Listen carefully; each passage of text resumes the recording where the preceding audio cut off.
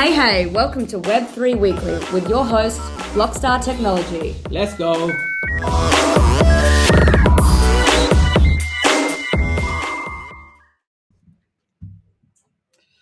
All right. Welcome to our episode 47. So we had a pivot, just like in the Web3 world. So nothing's new. Um, the today we're supposed to have Iraz from Stables, but for an unseen uh, reason, we could not get Iraz back. But he sends his apologies for not being able to join us today, and we understand. All of us are humans. Some time to time, these type of emergencies happen. Yeah. And it's okay. You know what? Sometimes that's life, right? So in his absence, what we decided today is to talk about security in this space. All right. So, welcome to everyone from all our social platforms. So today I have fantastic Maureen, who's one of our crypto forensic and compliance investigators here, and we're going to talk about some of the events happen and what we look out for when it comes to security, and what would help us as investigators when it comes to forensics as well. At the moment, we are doing quite a bit in that space. So let's talk about that, and if you guys have any questions when it comes to crypto forensics and how we can bring you value, and if you have any questions, please hit us up.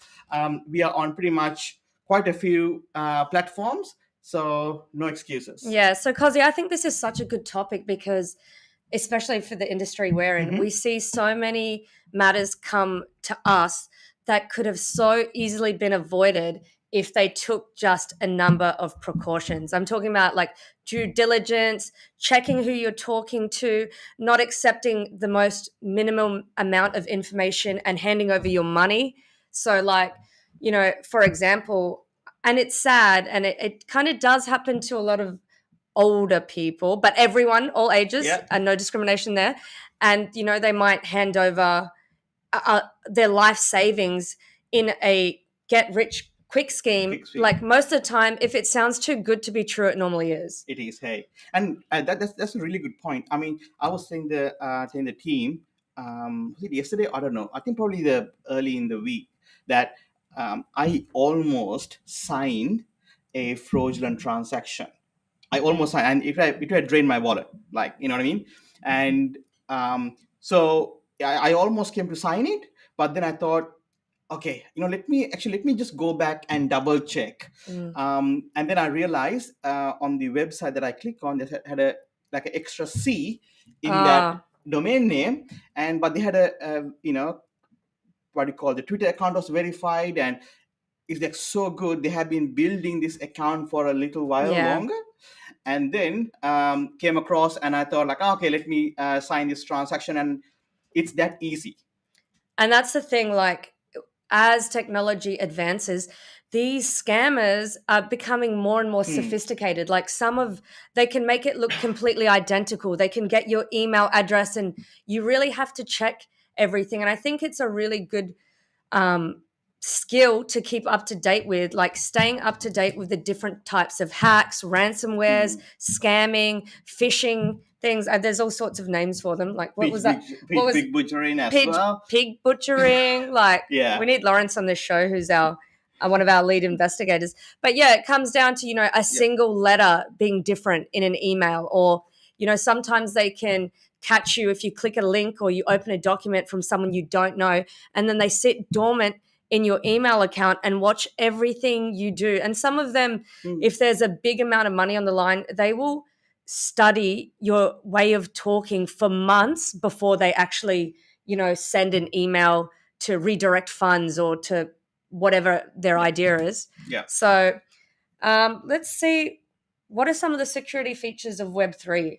Look, I think Web3, what it was 12 months ago to now, it's a lot better. It's getting better, right? It's constantly getting evolved, being evolved. A lot of smart people working on a lot of smart things. And one of the things, I would say one of the biggest things that I've seen recently is the the account abstraction side of things, the 4337 in the Ethereum network. So now that's about almost setting up another, you're not connecting your live wallet per se, Yeah. almost like a virtual wallet. So if they try to hack in, they're going to hack in almost to like a proxy wallet per se. So you can build those security features now. Yeah. I would say moving forward, we're going to see less and less of people connecting their primary wallet. Myself, I got more than one wallet, Mm. and some of them are software wallets and hardware wallets as well. And especially when it comes to hardware wallets, people say, "Oh, buy a hardware wallet, and you'll be secure, right?" Now, the thing some people do is they get the hardware wallet, but then they sync it and connect with Ah. the online, right? And then it's not cold anymore; it becomes a hot wallet. So it's super important to understand that even though you have a hard wallet, you have to keep it completely disconnected, And from signing. So that's right. And it's also about keeping things like your seed phrases yes. safe and your private keys safe, because you can still get into someone's hardware wallet. 100%. And that's a good point, because if you talk about like seed phrase and private keys, early days, it's like, oh, you had to enter your private key to do something, right? Mm. I would say now more and more people are educated when it comes to it, like, oh, private key means private and public keys mean public, right? And still, at like the heat of the moment, it's so easy to do I'll just send you the private key, because you get that form, just like you said, right? Yeah. And that's the worst thing ever happens, when you feel like, oh, you've been overwhelmed. Always take a couple of minutes. Yeah. And I think the other thing is, it can be really overwhelming, especially if you're new in the crypto space, to figure out which is the best option. They all have their pros and cons. Like, obviously, if you're, trading a lot, it's going to be really inconvenient if you have to keep getting out a cold wallet or attaching your hardware wallet. Maybe not so much your hardware wallet, but your cold Hmm. wallet. And then you have issues of, if you have a paper wallet or a hard physical wallet, what happens if there's a fire or you lose it, or Yeah. so I think that all of them have their pros and cons. Hmm. And I think that as the space grows, there's a lot of really smart people that are seeing these pain points and trying to, come up with better alternatives or different ways. Like, I think Craig at one point had that really cool, it was like a crypto coin. Yeah. So they had, Like with the yeah, NFC. and it was like a complete duplicate of your Yeah. wallets Hmm. and coins. So if anything ever happened, and you could store it in different locations and have different backup plans. So I think people are aware of what the problems are. Like, we see a lot of people with that. What's that famous case of that guy who had like so many Bitcoins Oh stored yeah, in on the his, UK yeah, actually. Yeah. can't remember his password. I have done that so many times. Okay, I know that's different. Yes. Yeah, yeah, yeah. And they had like three, but then again, like one of those ones. Yeah, and then third time it would just lock Yeah. the key, so the Trezor wallet. So And you can imagine how frustrating it is sometimes when there is no backup and suddenly you are completely responsible for your own finances, and you've got no one to blame and yeah. no one to send you a reset link to, reset your password. Like, it's a lot of pressure, especially when we're talking a lot of money, even Mhm. down to having a hardware wallet and throwing it out. Because there's another famous case of a guy who had, I don't know how many, do you know how many Hmm. Bitcoins he had? Who? Which guy? The guy, That and then guy? it's in the dump. He's Okay. and he's Yes. paying everyone That's in the looking for UK. it. Yes, Again, a that's lot of right. UK people making Yes. some mistakes here. Yeah. I mean, like, look, I think we have a question here from, what's his name? Kai Zander. Like, really good question. So the question is like, how does Web3 security challenges compare to those in the traditional web? Are there lessons from Web 2 that are applicable to Web 3? 100%, right? And that's a really good question, Kai. And like, think about, like, when you're doing your banking, Yeah. that's Web 2, right? That's just normal web, or not blockchain, right? And then you're so concerned that that you would always check the website. You would always check, okay, when you're entering your online banking, you always double check. You have an app, and we're used to these things. And you have your two-factor authentication or multi-factor authentication with an SMS or a little key that get number that randomized Yeah. every 30 seconds. Now we are already applying that, and then when it comes to Web 3, guess what? Those things and more applies. But those good habits, if we bring those good habits into Web3, it's even better. So now in our Web2 world, we have our banking password, but in Web3, we have a seed phrase or the private key. So they are very similar, but not the same. Where in the Web3 world, you could lose like your what do you call those entire wealth, like you can't refund, you can't call Yeah. someone and say like, oh, can you, there's no insurance, right? By saying that, there's a group of people who are creating an insurance platform, and I believe I can't remember the name of the platform, but we can always put that information here so that you Yeah. can insure your NFTs on that platform. It's a very new startup as well, and the guys are from here. So that's the thing to be careful of, because in the Web3 world, once you lose everything, and there's hardly any way to get back. And we can always talk about that when it comes to cryptocurrency and in how that forensic part works. But we'll circle back to that a little bit later on in the Yeah. conversation. Hey, so yeah. So I think that is a really great question, because like you touched on, if you are using a Web2 application and say it is a bank, I think a lot of the times if people have been scammed or defrauded through Yeah. banks, they have the luxury of having the bank's fraud team take over, and a lot of the time they'll get their money returned. But when you start talking about Web3, it really is sovereignty over your own money. Yeah. And although technology is now bringing us closer to being able to return those things, obviously through forensics and other police investigation avenues, I think that it's really all about being really educated and more aware of the things that can go wrong. So the other day, MetaMask was also, I think, hacked, and they lost $650 million. Yes, I don't know how not long ago. MetaMask, but it's one of the APIs. So Yeah, continue with and MetaMask. so their suggestion in moving forward was, do not back up your account or your keys or your seed phrase or anything. Do not use cloud storage to back up your information, because that's how they were able to access all of these people's. Oh yeah. So yeah. Okay, sorry. I think these little mics are not on. Oh. That's all right. Yeah, this one. Sorry, guys. Well, those are the challenges. That's all good. I think that one we had a little. This one's green. All right, come on. Okay, now you're on. All right, cool. You're good, Nathan? Oh, there's another question. Yeah. Future. Where do you see the future of scams and the security? Yeah. So it says, where do you... Oops. What happened there? He's moved it to the screen. Okay. Yes. Oh my God. That's really good. Now everyone can see it.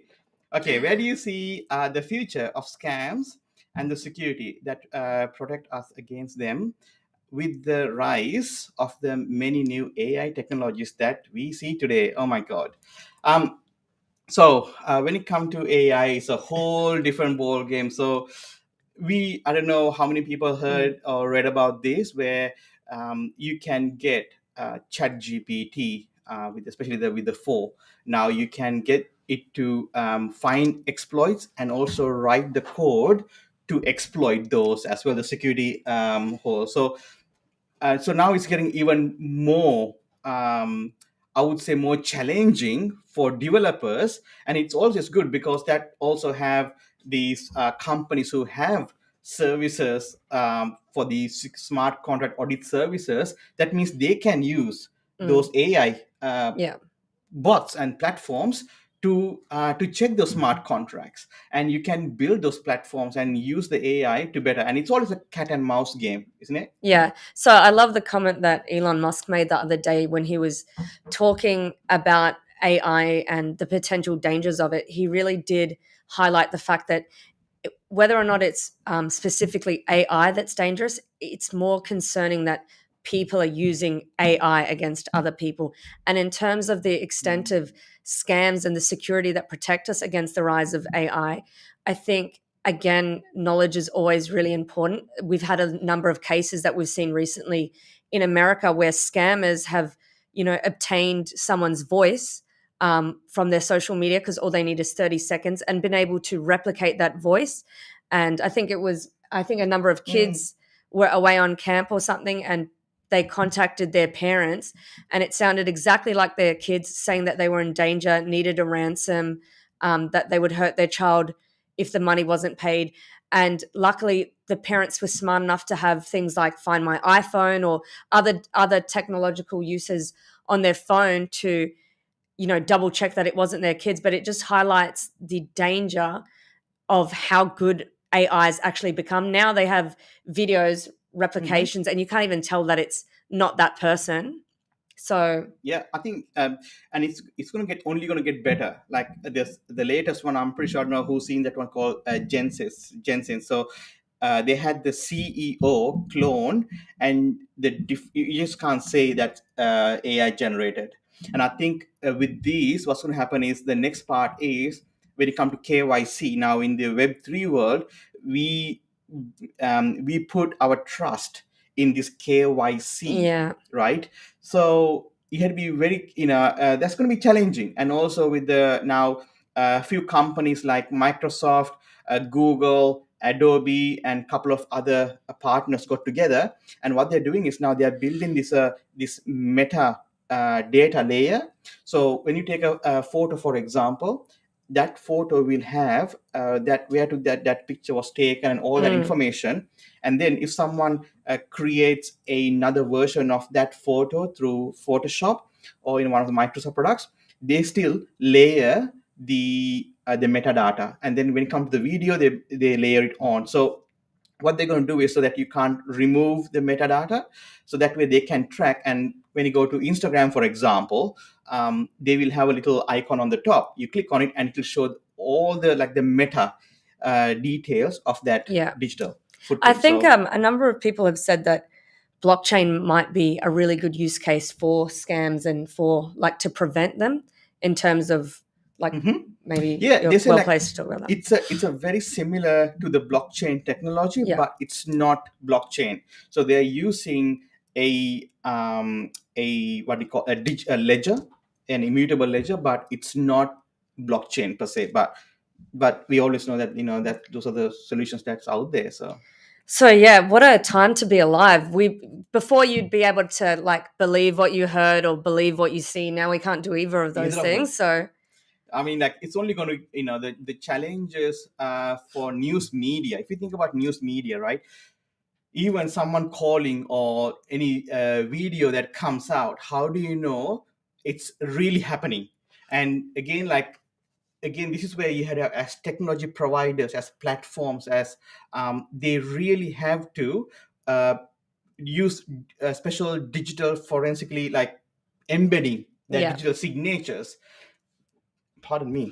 Because it's funny that you say that. Again, a recent case, what happened when they showed that the Pentagon had been attacked, and Hmm. obviously the stock market responded significantly, had a huge fall, and it was Yep. fraudulent. So it's also down to people that are, you know, replaying Hmm. that incident to actually check the validity of what they're putting live on the media. Yes. Yep. We have a question from Jamie. Hey, Jamie. A very good friend of ours. So the question is, how can blockchain address privacy in times of what is Nathan doing? Biometrics, I think. Biometrics. All right. So I mean, look, with the bio, I mean, we've seen the world coin, right? People lined up to get their retina scan for $10, but now it has crashed. So I don't think they even got $10 anymore. It's even less than that. So again, like we had to be very I don't know. I can't speak to everyone, but I will definitely speak to Maureen. I think it's a really interesting question. How can blockchain Hmm. address privacy in times of biometrics? What do you mean by that? Do you mean like keeping biometric data safe or using blockchain to Yeah, what I are mean, you like that's doing? when it comes to that, the privacy times, right? So now with the whole privacy out there, like when it comes to our driver's license, Yeah, right? Now I know that what they are building out there, when you say it's like, think of the we have a thing called this zero knowledge proof. yeah. So that's like saying, like, you don't have to say your birthday, but you can ask certain questions, and by going back and forth or with a single question or multiple questions, you can prove that you're over 18. right? So that means you're not opening up your privacy, but you're already answering the question that you can in another way to in prove another it. way to prove Yeah. it, and that's why I Yeah. call zero knowledge pro. So you don't need knowledge to prove that you're over 18. And same thing with the biometrics. It's biometrics is there, but the thing is, like, your retina, your fingerprints, and all that going to someone else, it's dangerous. Yeah. We know that. You know what I So mean? I guess to answer it, how can blockchain address privacy? It would be like any other information. It might be something that you've proven is yours, and Mm-hmm. you give people access just to confirm that it is correct without actually giving them access to the underlying data, which Yeah. would be the biometrics. Yeah, that's exactly. So you'll still get your driver's license based on that, Yeah. but you would not have reveal. You don't have to reveal your biometrics to someone or your DNA structure to Yeah. someone. But if you have your DNA coded into the blockchain somewhere in a private blockchain place, that you can still prove that you are which origin, and you have to ask the question whether you are this type of origin, because you will know that with the zero knowledge proof that okay, you are in this origin. And that's how it will go. But I don't think scanning your retina and giving your data to a third party, a centralized company like WorldCoin, is going to be helpful. Yeah, it sounds a few countries have made it illegal, haven't they? Yes, yeah, Yeah, they so made it because they know that think for a government to get that information, you can't hold it, right? You need a warrant or something like that, right? You need yeah, to hold a DNA. So privacy, yeah. Privacy Act, right? But then someone comes and says like, okay, we're going to give you tokens, which is like $10 worth, and people are lining up to give their this retina scanning data, which is so valuable. People's like, oh, I feel like I it's don't. also preying on the less fortunate as Let's well, like people Yes. that are in need. Hmm. Jack's question made me laugh. I think the Yeah. yellow wiggle. I What's don't his name? know. Is that Jack? Sorry, Jack. Little bit Out from the out wiggles, from the don't Wiggle. know. So yeah, I think I watched Wiggles. No, actually, I didn't even watch Wiggles. So I don't want to I just lie here. I So just realized how old I am because I can't even really remember them. um Jack, where are you from? I don't know if you're still on the line. Anthony? yeah. All right. So okay, let's keep the subject. Let's get us all um on the track. We are trying to read the messages as well.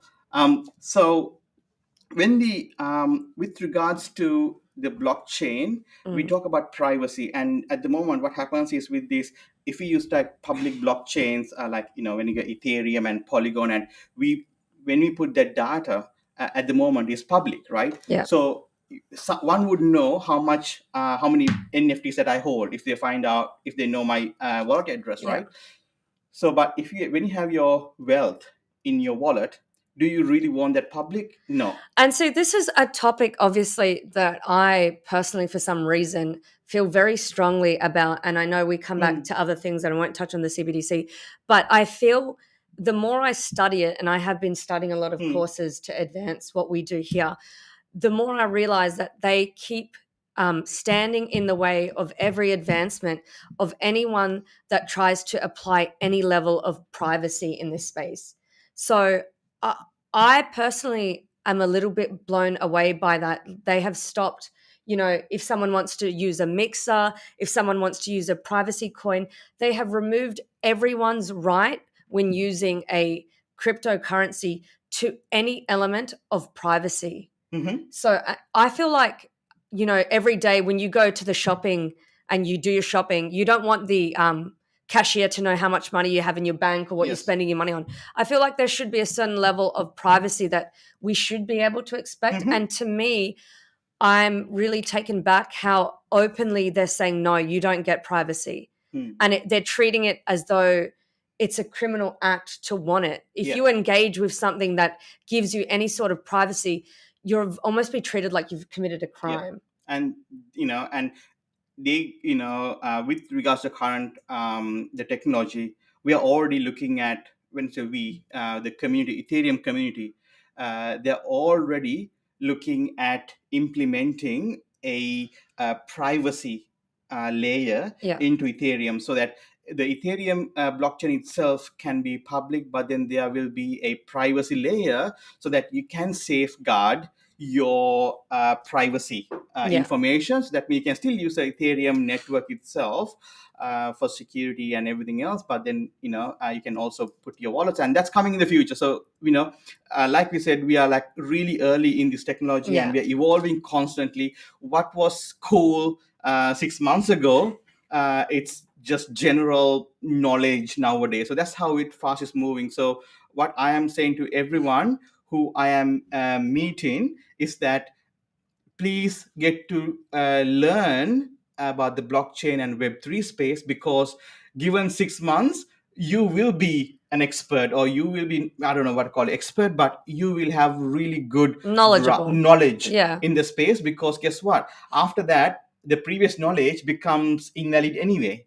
So, It moves really fast, and I think the quicker regulation is trying to catch up, we're seeing a lot of changes, and I think that one of the main goals is globally they're trying to have some sort of alignment, because as we've seen with any sort of regulation, the more it comes down, you just end up having people move to countries that better suit their needs or better suit what they're doing. But definitely what you said, like they're just moving that fast that if you're not keeping up now, yes, it's very easy to fall behind, isn't it, Kazi? fall behind, exactly.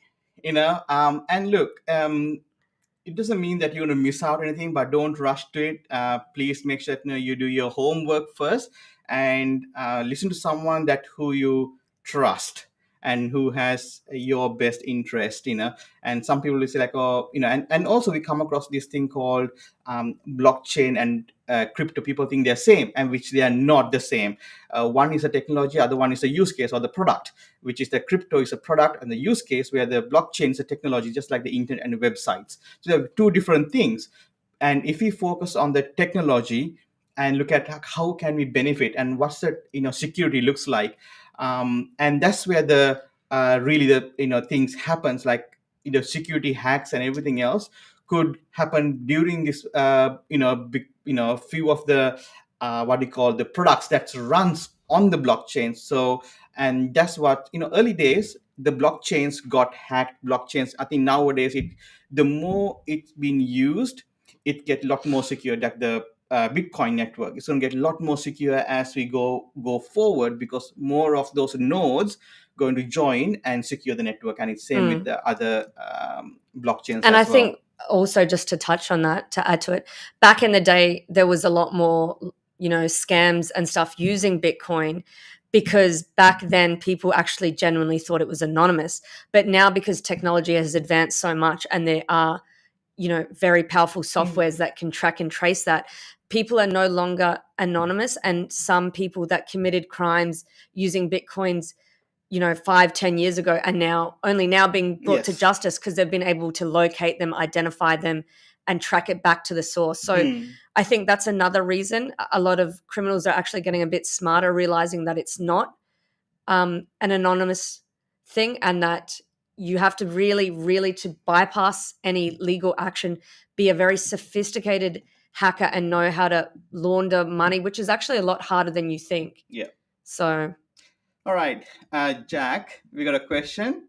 Random question. Been out of it for a while. For a while, are ledgers best to keep your crypto safe still? Yes. So okay, I have to say yes, and there's a bit of a no as well, because ledger itself it's safe, right? And this is what I'm saying. Like hardware wallets are safe, but what a lot of people do, a lot of people, some people, I say some people, what they do is they connect their hardware wallet and sync it online. As soon as you connect your hardware and go online and sign transactions, guess what, it's not cold anymore. It's hardware wallet is not it's supposed to be cold, which cold means it's disconnected from everything. It's just receive and you send, you don't sign anything, or you're not connecting to that through the through the internet, right?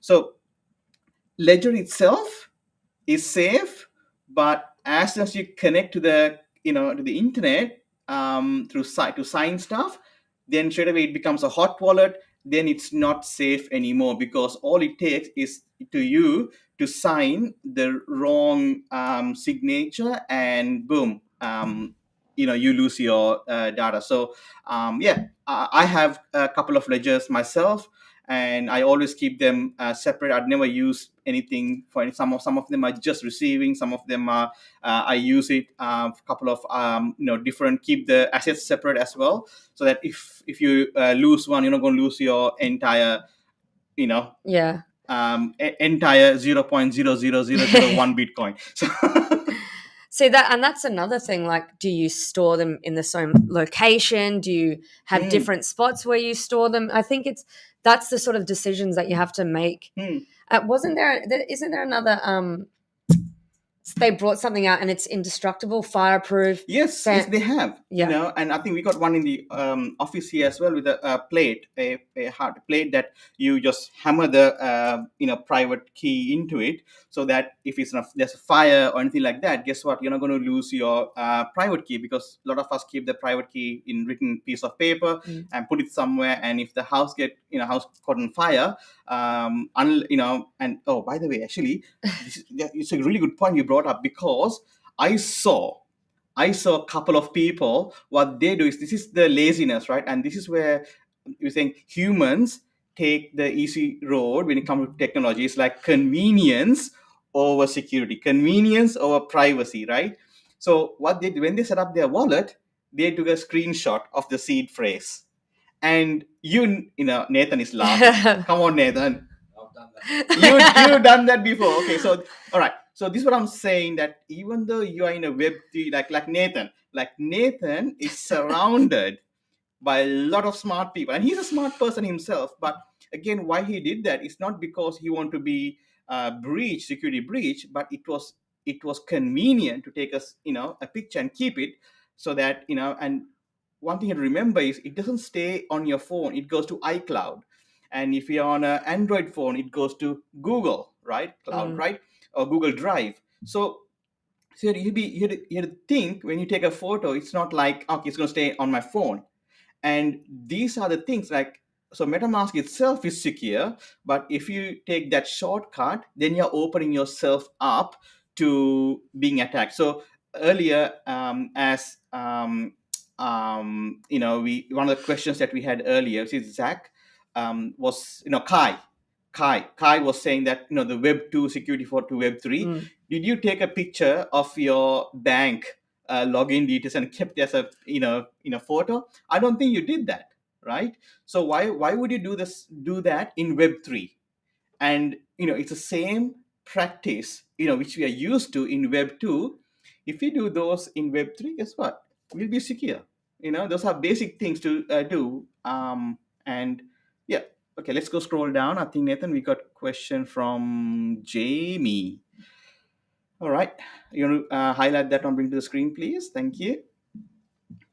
I'll let you take this one, Maureen. Yeah. See, I do agree with that, but regulation is always known to be lagging, because it can be a very hard balance to reach. If you over-regulate, you send innovation offshore. If you under-regulate, everyone, when things go wrong, needs someone to blame. And the problem with regulation in this space is, we didn't quite have enough regulators that fully understood or appreciated the technology to be able to implement meaningful regulation. But the great thing is that a lot of our established laws do cover us to certain extents. It was the same thing with NFTs. A lot of people thought, because it's a new technology, it's the wild, wild west, that laws didn't apply to them, but they were incorrectly misled, because existing laws will still cover certain things. For example, intellectual property. You had a lot of people creating NFTs using other people's intellectual property. They didn't think that they would get in trouble because it's, not selling it in a shop or whatever. And then the law caught up with them. And existing laws do still cover us to an extent. Regulation is definitely coming. And the more they apply it, the more it continues to change the space. And we are really starting to see a lot of guidance and framework coming from a lot of the leading countries around the world. Yeah, and it's only going to get like you said, constantly evolving, right? Yeah. And by the time the regulation, because you can't just send an email and just put it into regulation. It has to go Yeah. through a certain level of approval, and by the time it comes out from the other side, guess what? The technology has moved. And but one thing we always advise, our potential clients, our current clients, or even whoever we meet, is that always do what's right within the given the current state, so that way you can always in the future and review it, as and when it's needed, so that you can showcase like, look, you always refer to the law at that point, and this is your timeline of working with the law. And then look, there are good people out there, there are good lawyers out there in this space now. It's not like you can say like, there is no excuse saying like, oh no, there's no one out there to get the questions answered now, right? Yeah. So And I think the other thing is what I have found personally, I feel as though globally we have a lot of conflicting laws. So, as Cozy touched on earlier, with public blockchains, you can see the ledger publicly and you can track and trace it and you can access that information and it can lead back to people's personal information that could identify them. So, Europe, especially, is very big on data protection and privacy. So you could understand how some of those laws conflict. The laws that, specifically the US are trying to pass remove a lot of people's privacy and their rights in that sense.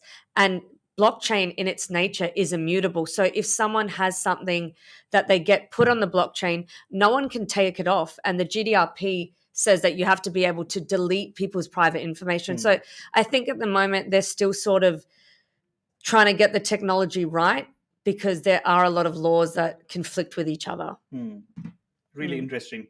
So now the the next part of the podcast, I want to talk about the crypto forensics side of things. Yep. Because at the moment we got quite a few interesting cases that we are working on, helping quite a few people in this space. And look, it's where people thought like, more, you mentioned this earlier, right? The in 2012, 2013, whatever that time, the criminals, they thought, oh, you know what, Bitcoin we can hide our money, right? And now it's all coming to light. And still to this date, people are still thinking that, okay, I can steal people's crypto, and I can run away from it, run away with it, right? Now, the thing is, what all of us have to understand is when it comes to crypto, it is on a public ledger. Now, there are some crypto that's built on private closed networks, and that's different. They're tokens, right? But if you get sold some of these tokens, obviously they are proprietary tokens, and they will be built on a I realized with my tax return I didn't hide any. Okay, good man. So, so yeah. So when it comes to those private tokens, obviously we can't track that. You have to, there'll be a centralized body who holds access to it. Only they have full visibility to that. But if you got scammed using Bitcoin, Ethereum, Polygon, like some of those EVM based or Solana based or Tron based, Lightning Network based crypto tokens or currencies, then they are trackable and traceable, right? And most of the time they are recoverable as well, but obviously not the exact amount, because there'll be some gone with the gas and a few of that. But some of the time they are recoverable, and we get to deal with quite a few, I would say, exchanges and people around the world. And with that, we had to be, and also to understand, just like as more as you just mentioned, it's that different regulation, different compliance, different laws. What works for Australia doesn't work in US or UK. I think the other thing is, like we touched on before, the biggest difference now is with the world accepting that crypto is essentially here to stay. A lot of countries globally have implemented very strict KYC and AML laws. So that's the biggest difference from what's present now to what was present back then. Now, to really actually on board and off board, you have to have an on entry point and an exit point. And a lot of the ways you get money off, using crypto is through an exchange. And now they have a lot stricter KYC, know your client, know your customer, transaction reporting. They pick up on a lot of different things. And we've had the question asked to us a couple of times, like, what's the point of doing forensic investigations? That's for the government. That's not true. The government obviously has taken a really big interest in some of these matters, ASIC, the ATO, but that is to bring legitimacy to this industry. So if there have been companies that have, scammed a lot of investors or done the wrong thing, they can take action and bring these people to account. Obviously, the ATO is interested in people that are trying to evade tax. And obviously, a lot of people did use the crypto to do so. So there's a lot of different interests, but we also have, mom and dad, people that come to us that got scammed or lost their, accidentally had their money put onto something else, or you've got people that are going through separations and their partner has hidden wealth in cryptocurrencies. They want to see if there's anything there, bringing that to light. So there's a lot of different reasons. We have companies that have gone under where the director knew that they were in trouble, sold the company assets, might have hidden them in cryptocurrencies and gone overseas. So that's, we've got like all these different types of cases that we're working on. So what we are, sort of bringing to light here is that crypto is not something that you can just hide, and that's the message that we are driving here, because we want everyone to use crypto for the betterment of every human being, right? So we know with the money that we have, if you want to, I have experiences, but when you're sending money to another country across border, you get charged like 7-10%. Yeah. Right. And if you're sending $100, for example, that's $10 gone. If you're sending 1,000, and unless you're sending like if you're in the sending like into the hundreds of thousands, obviously those will be different, obviously, because they're big numbers. But so the small person, the day-to-day people get stung for doing the right thing, but they get stung where people who are well off. And it's not even just the percentage that it costs. It's like it used to take, 3 days? Exactly, right? And so the beauty of crypto is cross-border, and you can, and I got all this plan to have a chat with Iraz, right, from Stables, is that what they're doing is amazing, right? So this stable coin, you can transfer for a minuscule, like into cents. It only takes cents to transfer whatever the amount you have to transfer. You can transfer $1 if you want, right? And it shows up on the other side in maybe in minutes, couple of minutes on the other side in another wallet, right? And what Stable has done is now they have in Australia they have integrated Apple Pay. I set up that application. I downloaded the software today on my phone and I installed it. Within about, within half an hour, I set it up and I got verified. I went through the whole KYC part, got verified. Now, actually, the KYC even is a lot more simpler than what it used to be. Really? Yeah. I think the AI, the AI has been implemented behind this, the face recognition and all that. So it's a lot more accurate now. So it only takes half an hour and you can set it up and you can onboard from your bank account straight to you can fund your Stable wallet, and off you go. And you can now, tap and pay as well. It's that easy. So that means you can now use your USDC or USDT, your stable coins to pay for things. You can send money across the border. And this is what we should use crypto for. It's not for, it's not built to be used in scams, and I think that's what we really want to, drive home today in this podcast. So. Yeah, I think definitely a lot of people see it as it's related to a criminal event or something, but there are so many legitimate use cases, and it's not just for payments, it's for supply chains, authenticity, keeping data safe on on Yep. immutable ledgers. Yep. So the underlying technology is amazing. It's a game changer, and you've just really seen a lot of it in finance and currency, cross-border currency, but there's definitely so many great, amazing use cases that we've seen. 100%. I think Jack saying, is China still pretty against it? Says, I remember years ago, they were constantly Changing their fluctuating pricing. stance. Yes, they think they're changing their stance, and it is because it's that their politics, right? And they want to make sure that they control that part. They are not a democratic country, so it's crypto doesn't align with their political values, and that's how China is built. It's whether it's right or wrong, it's not our position to say, but crypto gives like sovereignty over your money, and you can spend however you want it, where you want it, and you have that, and it's global. It's not like having USD and I'm trying to spend it in another country.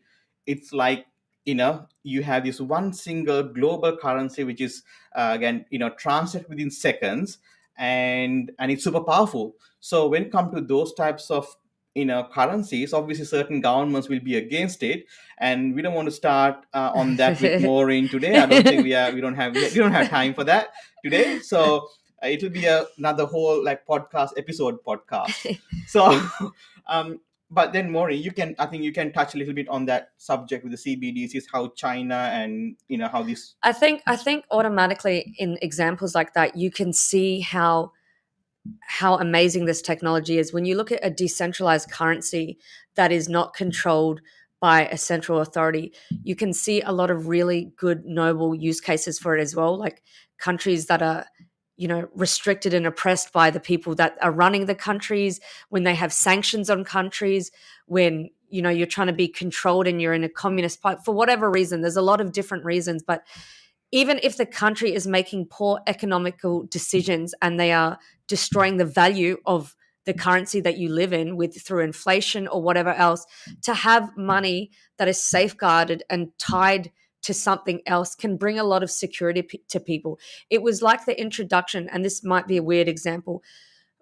If you ever traveled overseas and say you needed to you went across all these different countries and you had to get a taxi. Remember when we always used to have to pay in cash? So you'd have to go somewhere, exchange your money for that currency, go driving and pay a taxi in cash, and might not have enough money, and there was a big headache, and then you'd come home with all these different currencies. But then do you remember the introduction of Uber, and suddenly you could use the Uber account no matter where you were, and it would automatically take your Yep. money, and then you had the safety of knowing who the driver was. All these technologies bring to us a different level of the way something once was, but way better, with different features, with different securities, with different pain points removed. And I know that was a really weird example. No, but that you can bring that into the money world, right? Yeah. So from that world, you bring it like into a crypto world. Like a lot of people, like say for example, the countries like this really resonates with not companies, countries, like developing countries. Yeah. If you go to Nigeria, the African countries, the South Asian countries, or even Far East countries, you wouldn't believe how much freedom it gives people to transact globally. And in the developed countries, we have so much freedom to do a lot of things. So we don't really see the benefit. But once you go and spend some time and speak to locals and have that experience, you realize the power of crypto that brings to them. And for the first time, same thing with AI. Now those countries have this superpower when it comes to knowledge, accessing knowledge, right? Yeah. So with all these new technologies, as you said, it brings a whole different, I think it almost elevates us, but maybe it elevates us too fast so that we break away from our political systems.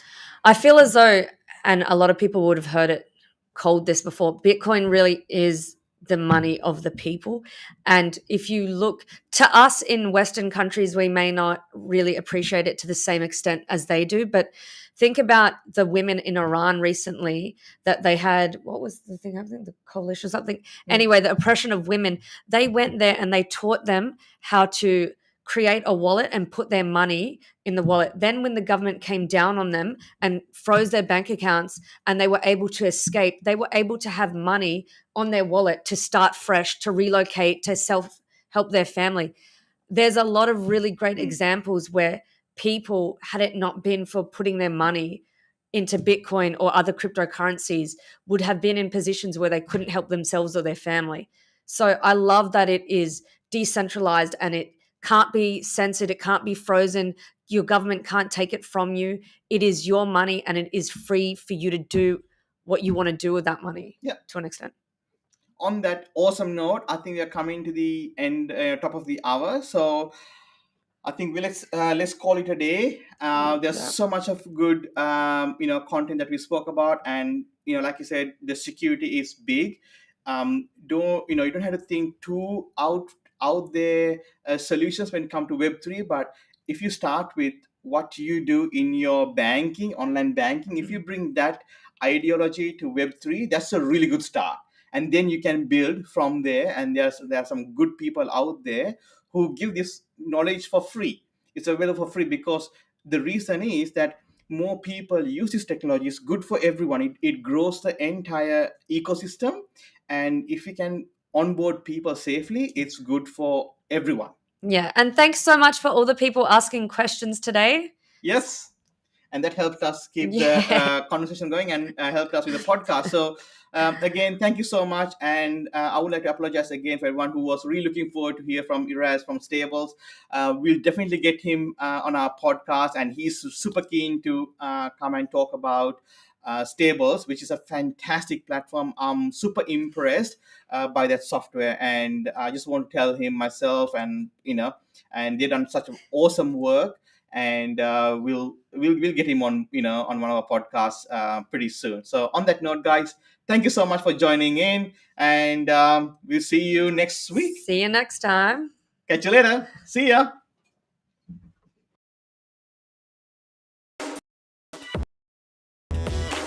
Thanks for tuning in. We'll see you next week. Same time, same place. Subscribe.